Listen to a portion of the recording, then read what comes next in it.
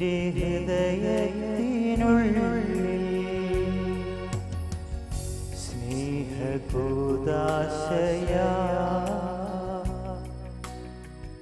തീർന്നോരോ ദൈവസ്നേഹം ഇന്നു കാണുന്നു ഞാൻ ഈ തിരുവോസ്തിയിൽ ഇന്നു കാണുന്നു ഞാൻ ഈ തിരുവോസ്തിയിൽ ആരാധന ആരാധന ആരാധന ആരാധന ആരാധന ആരാധന ആരാധന യാചനാപുറം പിടിച്ച് പരിശുദ്ധനായ അവനെ നിന്റെ സാന്നിധ്യത്തോട് ഞങ്ങൾ ചേർന്ന് നിന്റെ സാമീപ്യത്തോട് ചേർന്ന് ഞങ്ങൾ ആരാധിക്കുന്നു. ദിവ്യകാരുണ്യമായ ഈശോയെ സകല ജീവിതങ്ങളിലേക്ക് കടന്നു ചെല്ലണമേ, സകല കുടുംബങ്ങളിലേക്ക് കടന്നു ചെല്ലണമേ, സകല ജീവിതങ്ങളിലേക്ക് വേദനിക്കുന്നവരിലേക്ക്, ദുരിതം അനുഭവിക്കുന്നവരിലേക്ക്, സങ്കടങ്ങൾ അനുഭവിക്കുന്നവരിലേക്ക്, എല്ലാ കുഞ്ഞുങ്ങളിലേക്ക്, യുവതിയുവാക്കളിലേക്ക്, മാതാപിതാക്കളിലേക്ക്, വയോവൃദ്ധരിലേക്ക്, കർത്താവേ സകല ദൈവജനത്തിലേക്ക്, തിരുസഭയുടെ ആഴങ്ങളിലേക്ക് അങ്ങ് കടന്നു വരണമേ. ശിവനന്ദി ഹല്ലേലൂയ ആരാധന ആരാധന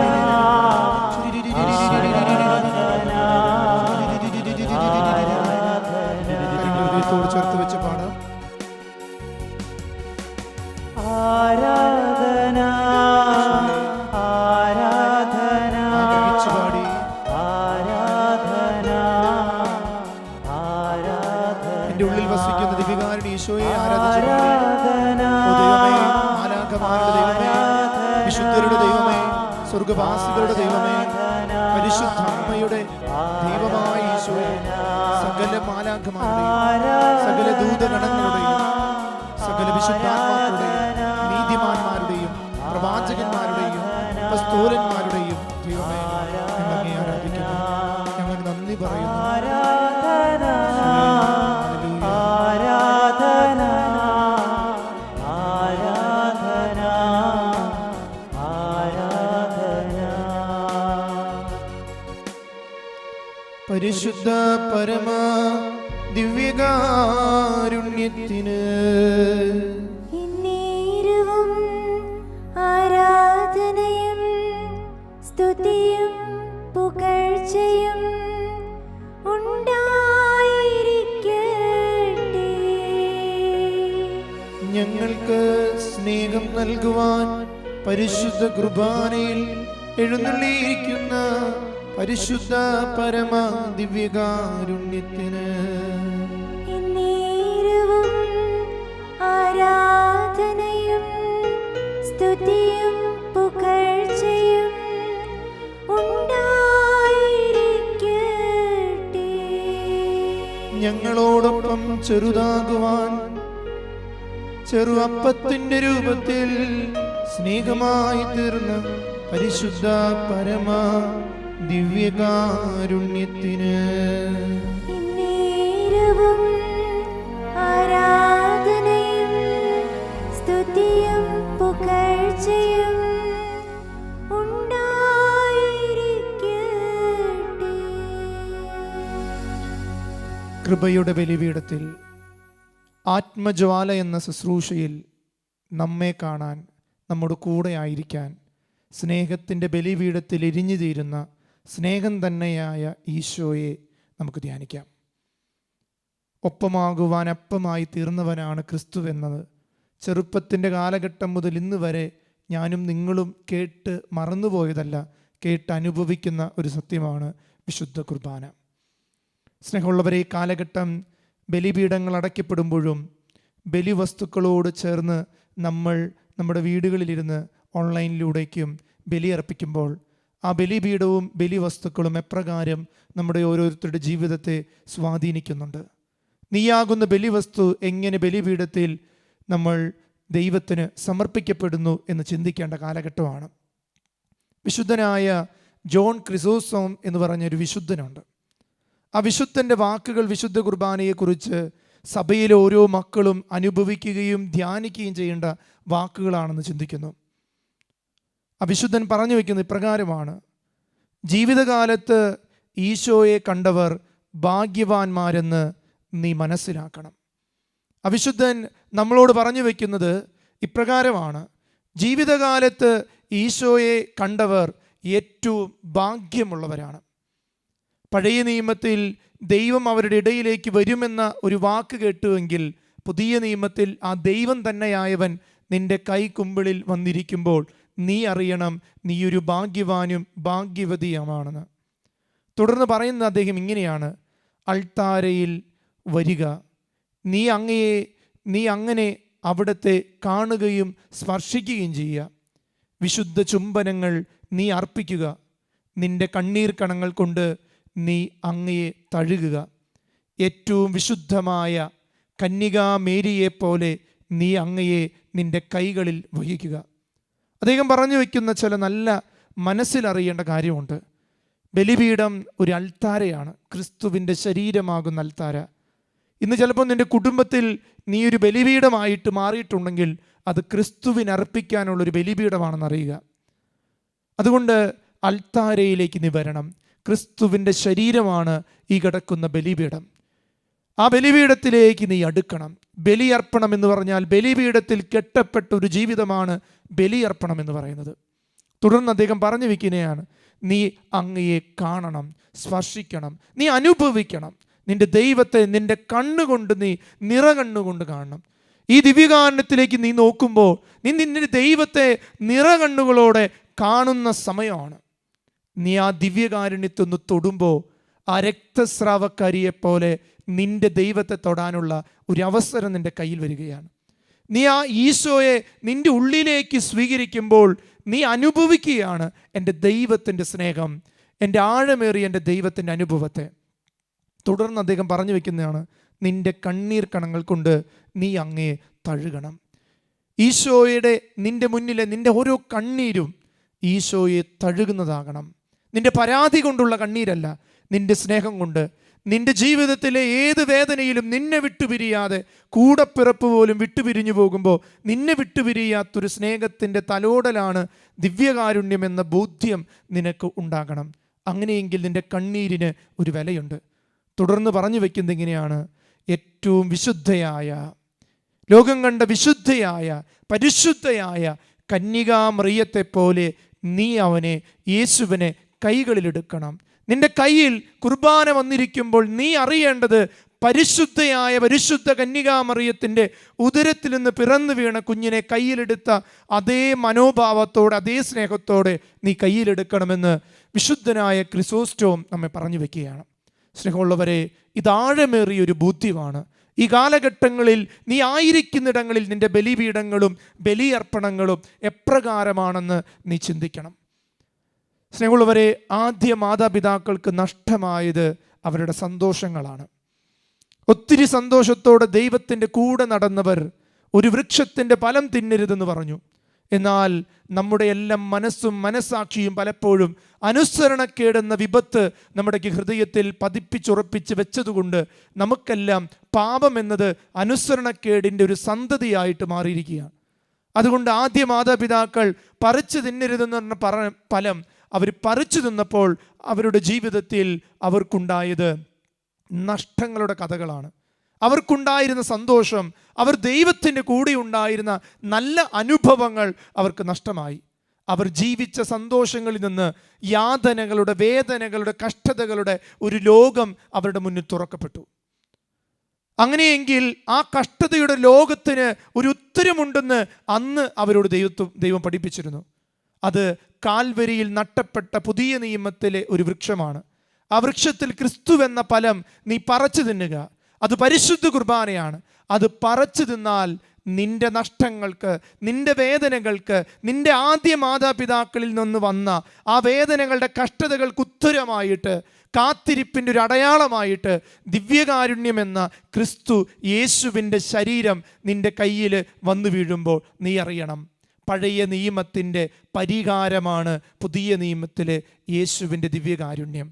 ഈ പരിഹാര ബലിയോട് നീ ചേർന്ന് നിൽക്കുമ്പോൾ നിൻ്റെ ജീവിതത്തിൻ്റെ ഏത് അവസ്ഥയ്ക്കും ഇതൊരു പരിഹാരമാണെന്ന് നീ അറിയണം. നിൻ്റെ ജീവിതത്തിൻ്റെ വേദനകൾക്ക് ഇതൊരു പരിഹാരമാണെന്ന് നീ അറിയുമ്പോഴാണ് പഴയ നിയമത്തിലെ ആദ്യ മാതാപിതാക്കൾക്ക് നഷ്ടപ്പെട്ട പറുദീസയുടെ ആഴം നിൻ്റെ ഹൃദയത്തിൽ ദൈവം ദിവ്യകാരുണ്യത്തിൻ്റെ സ്നേഹത്തിൽ പതിപ്പിച്ചുറപ്പിക്കണേ. ഇത് സ്വന്തമാക്കാൻ ഈ ആത്മജ്വാലയുടെ ഈ ശുശ്രൂഷ ദിനത്തിൽ ഈ ദിവസം മുഴുവൻ ഈ പരിശുദ്ധ ബലിപീഠത്തോടും പരിശുദ്ധ കുർബാനയോടുള്ള സ്നേഹത്തിൽ നമ്മൾ വളരണം. അതുകൊണ്ട് സ്നേഹമുള്ളവരെ, നമുക്കറിയേണ്ടത് ഈ ജ്ഞാനത്തിൻ്റെ പുസ്തകത്തിലെ 3-ാം അധ്യായം 7-ാം വാക്യത്തിൽ പറയുന്നത് പ്രകാരമാണ്. അവിടുത്തെ സന്ദർശനത്തിൽ അവർ പ്രശോഭിക്കും. ഓരോ വിശുദ്ധ ബലികളും നിങ്ങൾ നിങ്ങളുടെ കുടുംബത്തിലിരുന്നോ ദേവാലയത്തിലിരുന്നോ കാണുമ്പോൾ നിങ്ങൾ തിരിച്ചറിയേണ്ടത് അവിടുത്തെ സന്ദർശനം നിന്റെ ഭവനത്തിൽ നിന്റെ ജീവിതത്തിലേക്ക് കടന്നു വരികയാണ്. അപ്പോൾ നീ പ്രകാശിക്കും. അവിടുത്തെ സന്ദർശനത്തിൽ അവർ പ്രശോഭിക്കും. വൈക്കോലിൽ തീപ്പൊരി പോലെ അവർ കത്തിപ്പടരും. ഒരു വൈക്കോലിൽ ഒരു തീക്കനൽ വീഴുന്നത് പോലെയാ ഒരു കുർബാന കാണുന്ന ഒരു വ്യക്തി, അല്ലെങ്കിൽ കുർബാന അനുഭവിക്കുന്ന, പരിശുദ്ധ കുർബാന എന്ന ആ ദിവ്യകാരുണ്യം അനുഭവിക്കുന്നവൻ, അവൻ തീക്കട്ടയാണ്. ഈ ലോകത്ത് കത്തിജ്വലിക്കുന്ന ഒരു തീക്കട്ടയാണ്. അനേകർക്ക് സ്നേഹത്തിൻ്റെ, പങ്കുവയ്ക്കലിൻ്റെ, എളിമയുടെ, അല്ലെങ്കിൽ ജീവിതത്തിൽ പങ്കുവയ്ക്കപ്പെടുന്ന കാരുണ്യത്തിൻ്റെ കൃപയാണ് ഓരോ ദിവ്യകാരുണ്യവും. അതുകൊണ്ട് സ്നേഹമുള്ളവരെ, ഇപ്രകാരം പറഞ്ഞു വയ്ക്കാറുണ്ട്, ക്രിസ്ത്യാനിയുടെ ജീവിതം ബലിപീഠത്തിൽ കെട്ടപ്പെട്ട ജീവിതമാണ്. ഒരു ക്രിസ്തീയ ജീവിതം ബലിപീഠത്തിൽ കെട്ടപ്പെട്ട ജീവിതമാണ്. കാരണം അത് കൃപയുടെ സിംഹാസനമാണ്. കൃപയുടെ സിംഹാസനത്തിൽ കെട്ടപ്പെട്ട ജീവിതത്തിന് കൃപ മാത്രമേ ഉണ്ടാകുള്ളൂ. അതുകൊണ്ട് നമ്മുടെ ജീവിതത്തിൽ ഈ കെട്ടപ്പെട്ട ക്രിസ്തുവിൻ്റെ ബലിപീഠത്തിൽ കെട്ടപ്പെട്ട ജീവിതമാകണം.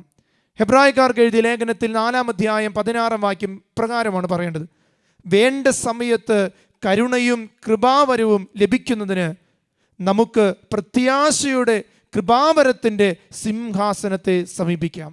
വേണ്ട സമയത്ത്, ചിലപ്പോൾ ഈ പ്രതിസന്ധിയുടെ കാലഘട്ടത്തിൽ നീ എന്നൊക്കെയോ അർപ്പിച്ച ബലിയുടെ നന്മയോടെ വിശുദ്ധിയോടെ നീ അർപ്പിച്ച ബലിയുടെ കൃപ ഇന്ന് നിൻ്റെ ജീവിതത്തിൽ ഒരു സെക്യൂരിറ്റി കോഡായിട്ട് വന്നിട്ടുണ്ടാവും, അല്ലെങ്കിൽ നിൻ്റെ ജീവിതത്തിൽ ഒരു സംരക്ഷണത്തിൻ്റെ കവചമായി കടന്നു വന്നിട്ടുണ്ടാവും. അതാണ് ഹെബ്രായക്കാർക്ക് എഴുതിയ ലേഖനത്തിൽ പറയുന്നത്, വേണ്ട സമയത്ത് കരുണയും കൃപാവരവും ലഭിക്കുന്നതിന് നമുക്ക് പ്രത്യാശയോടെ കൃപാവരത്തിൻ്റെ സിംഹാസനത്തെ സമീപിക്കാം. ഈ സമീപനമാണ് നമുക്ക് വേണ്ടത്, കൃപയുടെ സിംഹാസനത്തെ സമീപിക്കാനുള്ള ഒരു കൃപ. അതുകൊണ്ട് വിശുദ്ധ കുർബാന എന്നത് സഭയുടെ ഒരു വജ്രായുധമാണ്, കത്തോലിക്ക സഭയുടെ വജ്രായുധമാണ്. അതുകൊണ്ട് സ്നേഹമുള്ളവരെ, ഈ ആയുധം ഒരു വ്യക്തിയുടെ കയ്യിലുണ്ടെങ്കിൽ ആ വ്യക്തിക്ക് എല്ലാത്തിനെയും പരാജയപ്പെടുത്താൻ സാധിക്കുമെന്ന് കത്തോലിക്ക സഭയുടെ മതബോധന ഗ്രന്ഥം നമ്മെ പഠിപ്പിക്കുന്നുണ്ട്. ഒരു കുടുംബത്തിൻ്റെ സ്രോതസ്സ് എന്ന് പറയുന്നത് വിശുദ്ധ കുർബാനയാണ്. ത്രിത്വ സ്വാന്നിധ്യത്തിൻ്റെ ആഴമാണ് വിശുദ്ധ കുർബാന. ഒരു തിരുകുടുംബത്തിൻ്റെ ആഴം എന്നത് വിശുദ്ധ കുർബാനയിൽ കേന്ദ്രീകൃതമാണ്. അതുകൊണ്ട് കുടുംബത്തിൻ്റെ കേന്ദ്രസ്ഥാനമാണ് വിശുദ്ധ കുർബാന. അതുപോലെ നമുക്കറിയാം, പഠിക്കുന്ന വിദ്യാർത്ഥികൾക്ക് ജ്ഞാനത്തിൻ്റെ ഉറവിടമാണ് വിശുദ്ധ കുർബാന. വിശുദ്ധരായി ജീവിക്കാൻ യുവജനങ്ങൾക്ക് ഇതൊരു ആയുധവും അതുപോലെ അവരുടെ പടച്ചട്ടയുമാണ് വിശുദ്ധ കുർബാന. കാരണം ഈ ലോകത്തിൻ്റെ പ്രതിസന്ധികൾ, പ്രത്യേകിച്ച് ജഡിക ഭാവങ്ങളിൽ നിന്ന് നിനക്ക് തരണം ചെയ്യണമെങ്കിൽ നിന്റെ ദൈവം നിന്നിൽ വസിക്കുന്നുവെന്ന് നീ വിശ്വസിക്കുകയും നീ അത് ബോധ്യപ്പെടുകയും ചെയ്യണം. അതുകൊണ്ടാണ് ഹെബ്രായക്കാർക്ക് എഴുതിയ ലേഖനം 6-ാം അധ്യായം 19-ാം വാക്യം പറയുന്നത്, ഈ പ്രത്യാശ നമ്മുടെ ആത്മാവിന് സുരക്ഷിതവും സുസ്ഥിരവുമായ നങ്കൂരം പോലെയാണ്. വിശുദ്ധ കുർബാന എന്ന പ്രത്യാശ നമ്മുടെ ഓരോരുത്തരുടെ ജീവിതത്തിൽ ആത്മാവിന് സുരക്ഷിതത്വം നൽകുന്നു.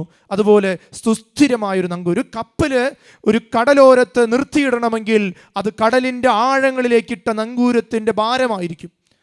അതുപോലെ എൻ്റെയും നിങ്ങളുടെയൊക്കെ ജീവിതത്തിൻ്റെ വേദനകളുടെ നങ്കൂരങ്ങൾ ഇടേണ്ടത് പരിശുദ്ധ കുർബാനയാകുന്ന ബലിപീഠത്തിൽ കെട്ടപ്പെട്ട ജീവിതത്തിന് ഏതൊരു പ്രതിസന്ധിയെയും തരണം ചെയ്യാൻ ദൈവം കൃപ തരും.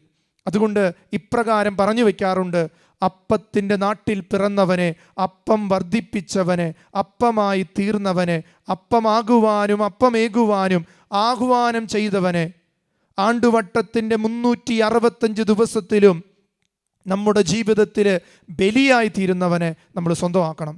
അപ്പത്തിൻ്റെ നാട്ടിൽ പിറന്നവൻ, അപ്പം വർദ്ധിപ്പിച്ചവൻ, അപ്പമായി തീർന്നവൻ, അപ്പമാകുവാനും അപ്പമേകുവാനും 365 ദിവസം, വർഷത്തിൻ്റെ 365 ദിവസവും നീ കിടന്നുറങ്ങുമ്പോഴും നിന്റെ വേവലാതികളിൽ കരയുമ്പോഴും നിന്റെ ദൈവം നിന്റെ ബലിപീഠങ്ങളിൽ നിനക്ക് വേണ്ടി ബലിയായി തീരുന്നുണ്ട്. ആ ബലിയുടെ ബോധ്യം മതി നമ്മുടെ ജീവിതത്തിൽ ഒത്തിരി വേദനകളെ മാറ്റിമറയ്ക്കാൻ. അവൻ വേദനിച്ച് വെന്തെടുത്തതാണ് ദിവ്യകാരുണ്യം. നമുക്ക് കരങ്ങൾ ഹൃദയത്തോട് ചേർത്ത് വയ്ക്കാം. ഈ വെന്തെടുക്കപ്പെട്ട ജീവിക്കുന്ന ദൈവം നിന്റെ മുൻപിൽ നിന്റെ വേവലുകളുടെ, നിന്റെ വേദനകളുടെ, നിന്റെ ദുഃഖങ്ങളുടെ, നിന്റെ രോഗങ്ങളുടെ, നിന്റെ പ്രത്യാശ നഷ്ടപ്പെട്ട വേദനകളുടെ ആഴത്തിലേക്ക് കടന്നു വരും. കർത്താവേ, സ്നേഹമെന്ന വാക്ക് ആ 3 അക്ഷരത്തിൽ ഒതുങ്ങുന്നതല്ല. അത് ഹൃദയത്തിൻ്റെ ആഴങ്ങളിൽ ജീവിതം കൊണ്ട് പറഞ്ഞു വെച്ചതാണെന്ന് ഞങ്ങളെ പഠിപ്പിച്ചു ഈശോയെ. ഈ ദിവ്യകാരുണ്യത്തിലേക്ക് നമുക്ക് സമർപ്പിക്കാം. നമ്മുടെ 2 കരങ്ങൾ ഹൃദയത്തോട് ചേർത്ത് വയ്ക്കാം. ജനിച്ച അന്നു മുതൽ ആദ്യ കുർബാന സ്വീകരണത്തിൽ ഞാൻ അനുഭവിച്ചറിഞ്ഞു. ജനിച്ച കാലങ്ങളിൽ അമ്മയുടെ സാരിത്തുമ്പിൽ പിടിച്ച് ഞാനും ദാഹിച്ച ഒരു സ്നേഹത്തിൻ്റെ ആഴമാണ് ദിവ്യകാരുണ്യം. അനുഭവിക്കാൻ രുചി എന്തെന്നറിയാൻ, ആ സ്നേഹത്തിൻ്റെ രുചി അനുഭവിക്കാൻ ഞാനും നിങ്ങളും ദാഹിച്ച നമ്മുടെ ബാല്യങ്ങൾ, അവസാനം അവൻ നമ്മുടെ നാവിൽ അലിഞ്ഞു തീർന്നപ്പോൾ, നമ്മുടെ സ്വന്തമായപ്പോൾ, ഇന്ന് നമുക്കതിൻ്റെ രുചി നഷ്ടപ്പെട്ടു പോകുന്നുണ്ടോ? നമുക്ക് ആ സ്നേഹത്തിൻ്റെ ആഴം നഷ്ടപ്പെട്ടു പോകുന്നുണ്ടോ? കർത്താവേ, അങ്ങയുടെ അനന്തകാരുണ്യമാകുന്ന ഈ ദിവ്യകാരുണ്യത്തിൻ്റെ സ്നേഹം ഞങ്ങളുടെ ഹൃദയത്തിൽ നീ പതിപ്പിച്ചുറപ്പിക്കണം. 2 കരങ്ങൾ ഹൃദയത്തിൽ ചേർത്ത് വയ്ക്കുക. എന്നിട്ട് നമുക്കൊന്ന് സ്തുതിക്കാം. യേശുവേ നന്ദി, ഹല്ലേലൂയ, ഹല്ലേലൂയ. ആ ഹൃദയത്തിൻ്റെ ഇടിപ്പിൽ ഓരോ ദിവ്യകാരുണ്യത്തിൻ്റെ സ്നേഹത്തിനും നിന്നോട് ഒത്തിരി കഥ പറയാറുണ്ട്. സ്നേഹത്തിൻ്റെ കഥ പറയാനുണ്ട്. നിന്റെ ജീവിതത്തിന്റെ വേദനകൾ അറിയുന്ന, നിന്റെ ഹൃദയത്തിന്റെ ഇടിപ്പറിയുന്ന ഒത്തിരി ദിവ്യകാരുണ്യങ്ങൾ നിന്റെ ഹൃദയത്തിന് ചേർന്നിരുന്ന് ഈശോയായിട്ട് മാറിയിട്ടുണ്ട്. ആ ദിവ്യകാരുണ്യം എൻ്റെ ഹൃദയത്തിൽ അലിഞ്ഞ സ്നേഹത്തോട് ചേർത്ത് വെച്ച് ഒന്ന് സ്തുതിച്ച് മക്കളെ. യേശുവേ നന്ദി, hallelujah, hallelujah, hallelujah, hallelujah, hallelujah. യേശുവേ, ഓരോ ഹൃദയങ്ങളെ സ്പർശിക്കണമേ. ഇവരെല്ലാവരും സ്വീകരിച്ച ദിവ്യകാരുണ്യത്തിന്റെ ശക്തി സമയ രോഗങ്ങളെ സൗഖ്യപ്പെടട്ടെ, വേദനകൾ ഒപ്പിയെടുക്കട്ടെ, ദിവ്യകാരുണ്യം ഒപ്പിയെടുക്കട്ടെ. കർത്താവേ, അങ്ങയുടെ സ്നേഹമാകുന്ന ദിവ്യകാരുണ്യമാകുന്ന ആ ശരീരത്തിലേക്ക് ഒപ്പിയെടുക്കണമേ. ഞങ്ങളുടെ ഹൃദയങ്ങൾ ഒപ്പിയെടുക്കണമേ. ഞങ്ങളുടെ വേവലാതികൾ ഒപ്പിയെടുക്കണേ ഈശോയെ. അങ്ങ് ശക്തിപ്പെടുത്തണേ ഈശോയെ. യേശുവേ നന്ദി, യേശുവേ സ്തുതി. സ്നേഹമെന്ന വാക്കിനർത്ഥം ഭൂമിയിൽ ജീവിതം കൊണ്ടങ്ങു പൂർത്തിയാക്കുമ്പോൾ സ്നേഹം സഹനമാണെന്നു ഞാനറിയുന്നു. സ്നേഹം മരണമാണെന്നു ഞാൻ കാണുന്നു. സ്നേഹം ബലിയായി തീരുന്നു, ചങ്കും ചോരയുമേകുന്നു. സ്നേഹം കുരിശിൽ പൂർണ്ണമാകുന്നു. സ്നേഹം കുർബാനയായി മാറുന്നു. സ്നേഹമാണ് ഓരോ ബലിപീഠത്തിലും വിശുദ്ധ കുർബാനയായിട്ട് മാറുന്നത്. നിന്നോടുള്ള നിന്റെ ദൈവത്തിൻ്റെ സ്നേഹം, നിന്നെ കാത്തിരിക്കുന്ന ദൈവത്തിൻ്റെ സ്നേഹം, നിന്നെ സ്വന്തമാക്കുന്ന ദൈവത്തിൻ്റെ സ്നേഹം. നമുക്ക് 2 കരങ്ങളും ഈ ദിവ്യകാരുണ്യ സന്നിധിയിൽ ഞെട്ടിപ്പിടിക്കാം. ഈശോയാകുന്ന ദിവ്യകാരുണ്യം കൊണ്ട് ശുദ്ധീകരിക്കപ്പെടാം, ഈശോയാകുന്ന ദിവ്യകാരുണ്യം കൊണ്ട് രക്ഷിക്കപ്പെടാം, ഈശോയാകുന്ന ദിവ്യകാരുണ്യത്തിൽ ലഹരി പിടിക്കാൻ, ഈശോയാകുന്ന ദിവ്യകാരുണ്യത്തിൽ ധൈര്യം ലഭിക്കാൻ നമുക്ക് ഈ സമയം പ്രാർത്ഥിക്കാം. ഓരോ പ്രാർത്ഥനകൾക്കും സമൂഹം ചൊല്ലിത്തരുന്ന ആ പ്രാർത്ഥനകളോട് നിങ്ങളും നിങ്ങളുടെ ഹൃദയങ്ങളെ ചേർത്ത് വെച്ച്, ഈശോയെ ഞങ്ങളെ ശുദ്ധീകരിക്കണമേ, ഞങ്ങളെ വിശുദ്ധീകരിക്കണമേ, ഞങ്ങളെ ധൈര്യപ്പെടുത്തണമേ എന്ന് നമുക്ക് പ്രാർത്ഥിക്കാം. ഈശോയിലേക്ക് നമ്മളെ തന്നെ വിലയം പ്രാപിച്ച് ഞാനും എൻ്റെ ദൈവവുമായി ഒന്നായി തീരുന്നതാണ് ദിവ്യകാരുണ്യം. ആ ഒരു കൃപയിലേക്ക് നമുക്ക് ചേരാം. ഓരോ പ്രാർത്ഥനകൾക്കും ചൊല്ലിത്തരുന്ന വാക്കുകൾ ചൊല്ലി നമുക്ക് പ്രാർത്ഥിക്കാം. മിശിഹായുടെ ദിവ്യാത്മാവേ, എന്നെ ശുദ്ധീകരിക്കണമേ.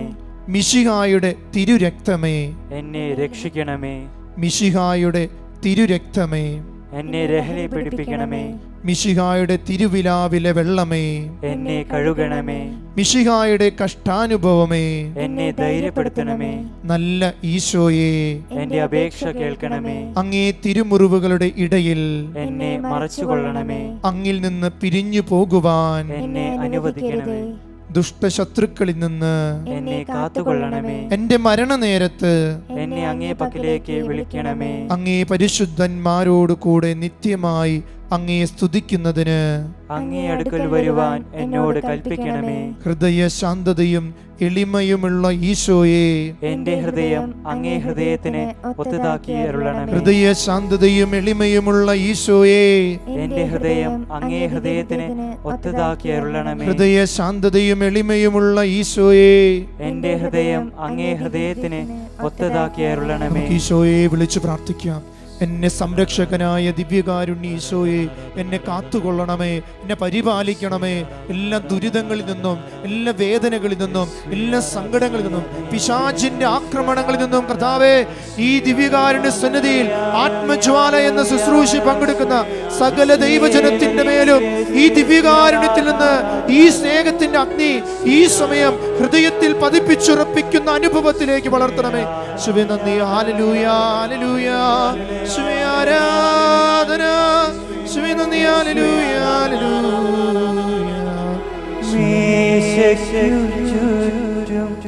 ഒരുമിച്ചു കൂടുന്ന സ്നേഹവിരുന്നാണ് നീ.